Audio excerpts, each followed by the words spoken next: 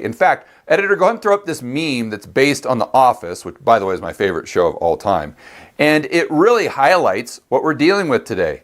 In 2008, we had oil prices spiking up to 150, and we had subprime deteriorating, to say the least. In fact, remember, subprime is contained. And today, we have oil prices going straight up. They could hit 150, while the private credit bubble / Ponzi scheme is also deteriorating right in front of our eyes.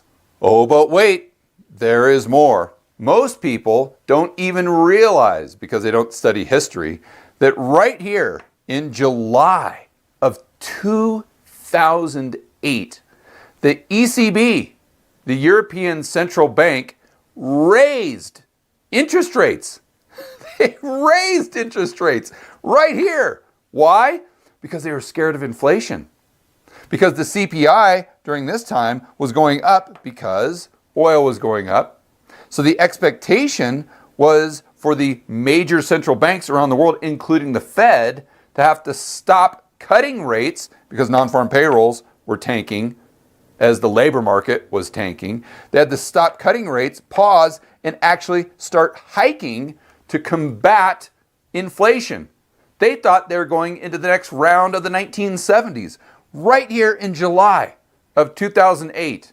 And then what happens? You get that Mike Tyson, boom, right hook from subprime mortgage that says, homie, don't play that. Inflation? We're going straight into a deflationary bust. When today, you could have that right hook from Tyson, not necessarily coming from subprime, but coming to its equivalent, its sister, which is basically subprime private credit, as opposed to just subprime mortgages.